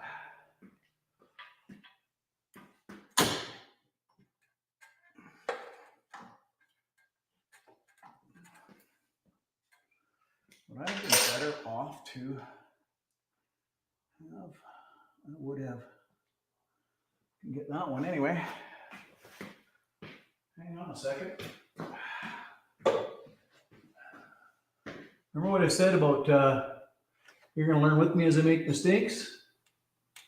Yeah, well, I made one. This other bracket that one is bolted to is a whole lot easier to take off rather than just doing that one I was doing. So that one I can get. How about this one? Yeah. Oh.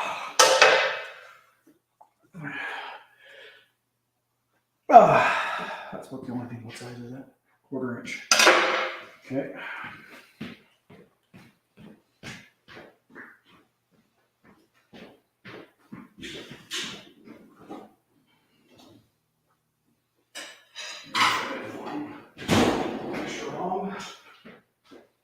Oh yeah, long ratchet.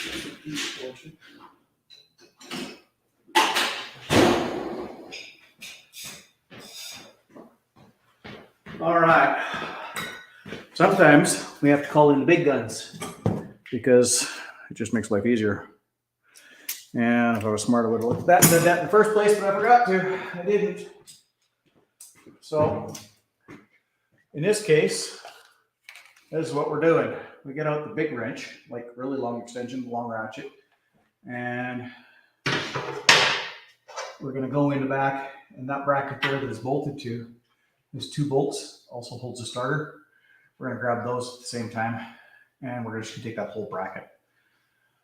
If I'd been paying attention to this in the first place, I'd have seen this shortcut, but I wasn't and I didn't. So, like I said, you're going to learn with me as I make my mistakes as I go. So,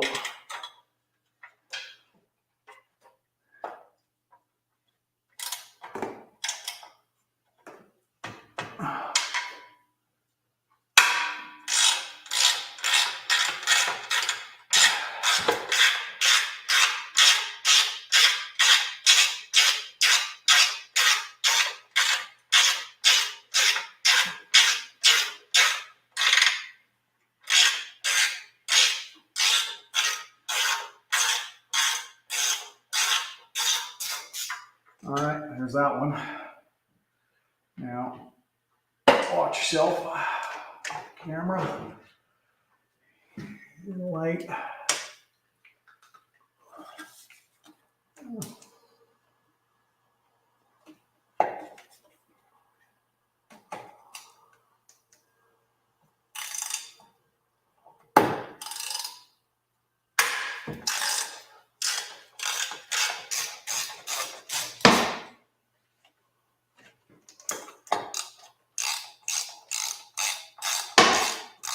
Well, I got the light in the remote, so I can't really talk right now, but yeah, all that.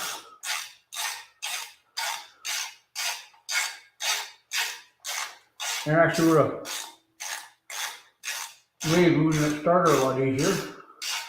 So I guess in all reality, the other dumb part with this is, in all reality, the other dumb part was I didn't disconnect the battery. I've just been playing with the starter, the electricity. Not the brightest move, so that will have to get done. So,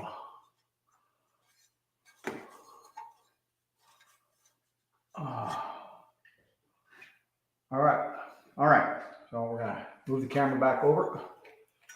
Other side.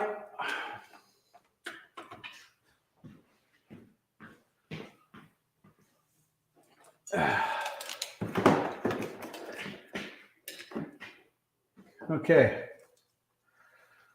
So we've now got this all off and loose.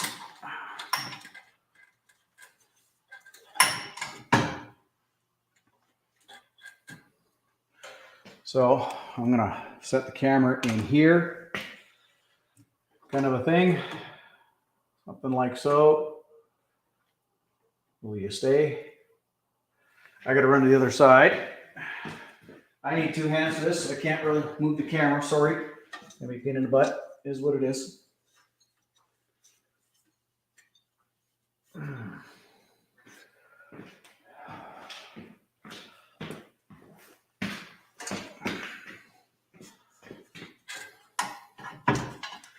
So in order to do this, I need this supported. So I'm going to have to put this bolt in here to hold this in for me for a second.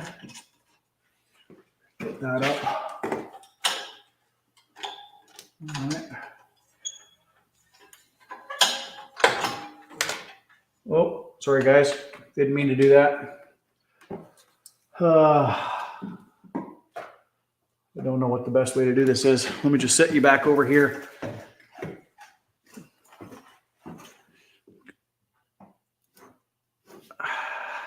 Kind of like that. All right. So those didn't come 100% of the way out. What did? No.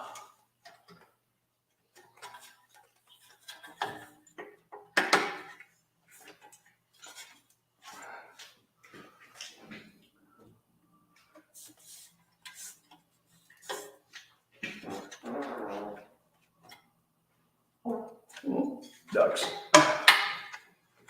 All right.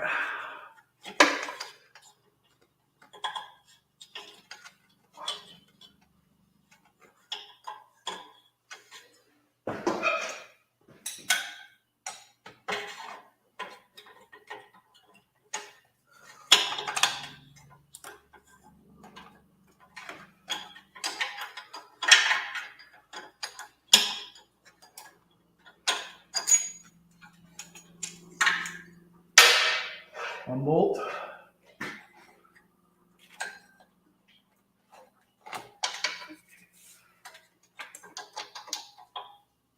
Come on. Come on, come on, come on, come on.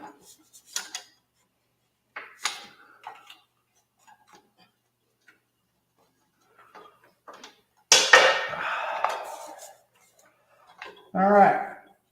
Not quite. Come on. Come on out of there. Why are you doing this to me? Why are you being a pain in my butt? Why? Why, pain in the butt? Come on.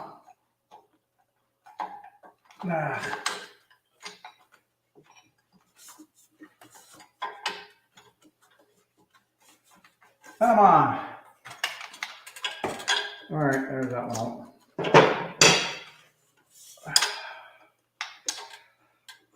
Come on. Come on. I know you're out. I feel you.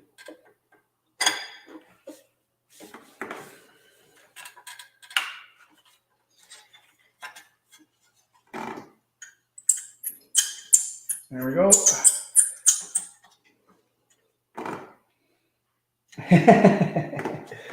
Last bit, of course.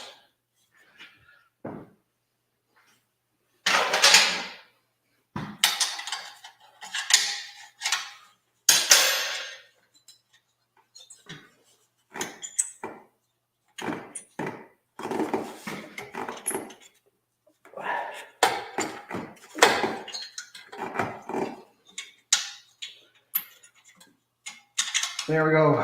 All right. We should be free.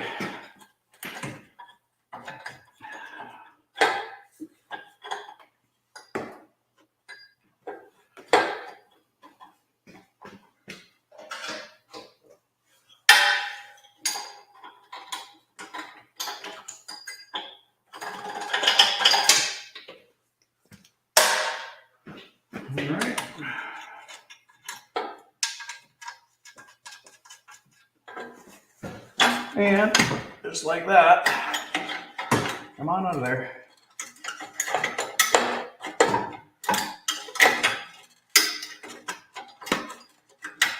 Come on.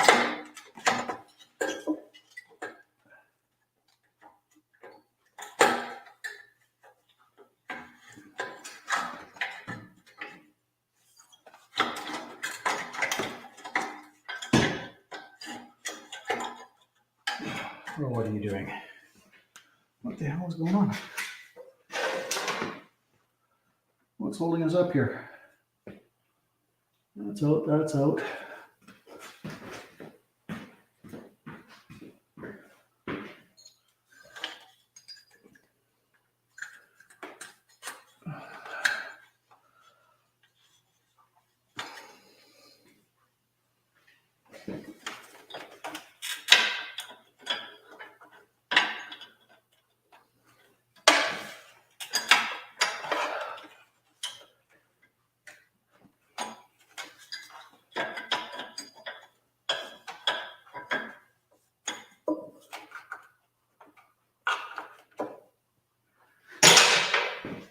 Okay. Everything is out except for that collar over there. That shouldn't be holding. There it is.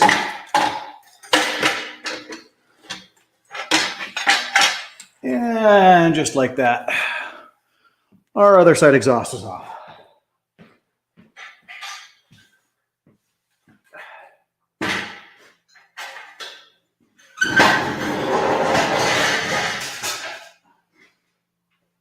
All right. So there we have it. We removed the gas tank, removed the lowers. Oh, I can pop that saddlebag back on now that that's done. It's out of the way. So under here is actually where the master fuse is. There's our big master fuse. I should take that out since we're playing with electrical. All right, maybe not. Is that it?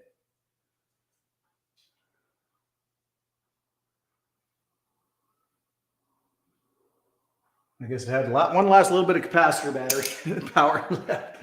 Anyhow, okay. So we have our exhaust off, our tank off, everything. We can get into that cam chest on the other side. I'm going to pop this back on quick.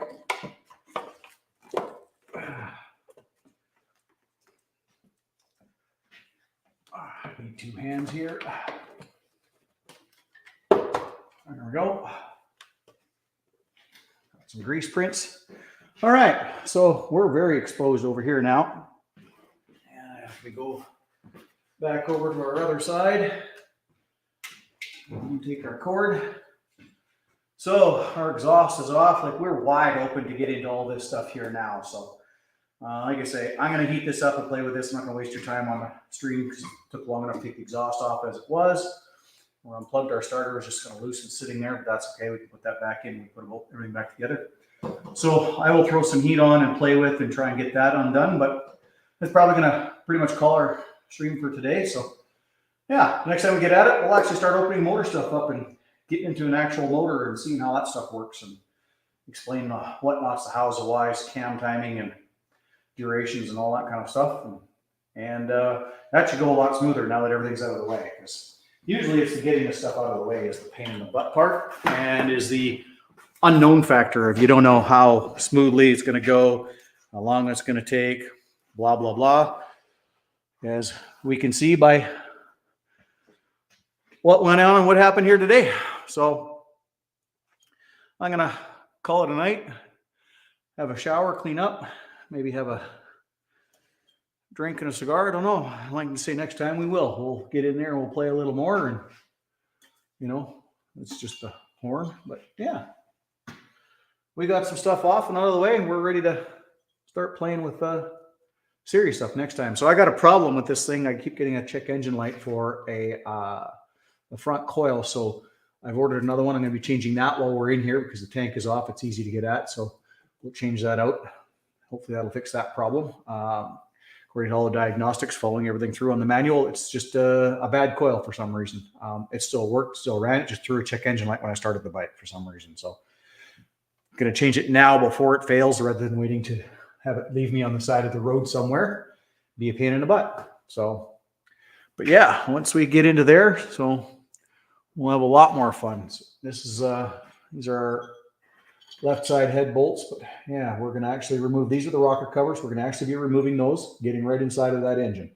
And then I guess I get back on our other side here. We're going to be, we'll remove the air cleaner and all this assembly. This is our rocker boxes on this side. We'll get those out of the way. We'll be pulling the push rod covers off, run up into there so we can remove all of this stuff. We're going to have to jack the bike up so that we can actually crank the motor over into the positions we need it to do that, all that sort of stuff properly. So yeah, we're gonna actually get into this thing. So we're gonna actually do some tearing of stuff, real motor stuff apart, and actually kind of getting in and getting our hands all dirty and having fun, learning something along the way. I'm gonna kind of clean up my bolts and put them back and work on that one, like I say. Thanks for hanging out with me tonight. Appreciate it. We didn't really see a whole lot of questions tonight, but this tonight was mostly, like I say, it was kind of just checking stuff. Just looking at the camera here. What we got? Jimmy C, Red Deer for coffee. Are you in town? If you're in Red Deer, you're damn right.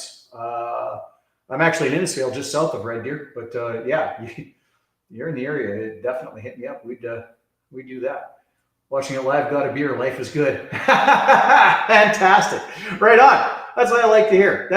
That right there is exactly the point and what I'm thinking of for doing this. It's just, yeah.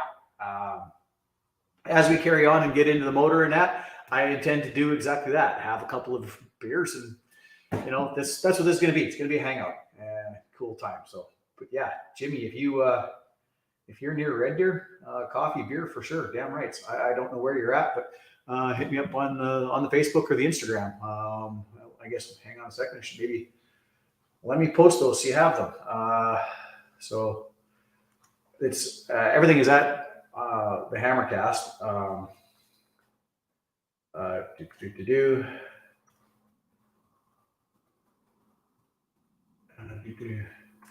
So that is the Instagram, and then the Facebook is well, it is at Embrace Masculinity group on Facebook. Request to join on there. Like I say, especially if you join my Patreon or anything like that. You join Patreon, you're automatically a member of my Facebook group. You get private messaging and direct to me and access and whatnot. So kind of one of the bonuses of that. I'm going to do some early stuff and whatnot with that. But yeah, cool. Right on. Appreciate it. Anyhow, like I say, we've been going for almost 2 hours, and it took a little longer to do that stuff than I thought. First stuff came off apart easy, but the exhaust was a pain in my butt trying to take that off for what it was. Wish I'd have found that shortcut earlier. Would have been a whole lot quicker. But so anyhow, like I say, if it's nice, I'm probably going to go camping next weekend. If it's not and it's going to be cold, well, then why would I want to be outside? So I'll be inside and I'll work on this. But follow along on the socials and stuff like that, and I'll let you know. And we'll continue on this because, like I say, I intend to get in there, put in a bigger set of cams, and just make sure everything's good. Like I say, these Harleys are known for cams and cam plate, and well, mostly it's the cam chain tensioners. But when they go, the debris that they put in, that and the cam plate and these things are cast aluminum, and the castings have micro air bubbles. So after time, the oil pressure relief valve starts to wear, and with the micro bubbles in the castings, they don't seal real well, so the oil pressure starts to get low at idle, which this thing I've noticed in the last year has started to do. So that's why I'm going to upgrade to a forged cam plate. That's a much better material, and that doesn't happen. Oil pressures are much better. I'm going to upgrade the oil pump at the same time and all that sort of stuff while I'm in there. It only makes sense. I'm going to have it apart. It's got, like I say, close to 70,000 miles on it. We're going to do a run out on the crankshaft, make sure that the crank is still straight, because that is one thing with this year of motor. Once you start pushing a bunch of power, or if you've rode them hard, they sometimes will scissor the cranks. And if that's the case, then we have to pull the motor out and literally do a complete tear down on it. Like literally right down to nothing, pull the block apart, pull the flywheels right out, and redo all of that. And so, like I said, you know, I've got, I don't know how well it shows up. That's the old drag bike there. So I built that one. I've had that all apart. I put the flywheels together and that thing right from scratch. So literally, when I put that motor together, there wasn't a single thing connected to the next thing when I put it together. So it's that, and this is the motor out of my other street bike. So you can say I've never been into a twin cam, but I've been into lots of Harley engines. So this is we're going to learn the twin cam stuff and learn a few things as we go, and hopefully you'll pick up some skills yourselves. And if not, hopefully just be entertained and hang out and have a beer, with me while I do this, and keep me entertained while we're doing it. So anyways, have yourselves a good night. I'm going to call it. I'm going to go clean up. Like I said, I'm going to clean up my bolts and stuff first, but I will talk to you guys next time. Catch you later. Thanks for hanging out. I really appreciate it.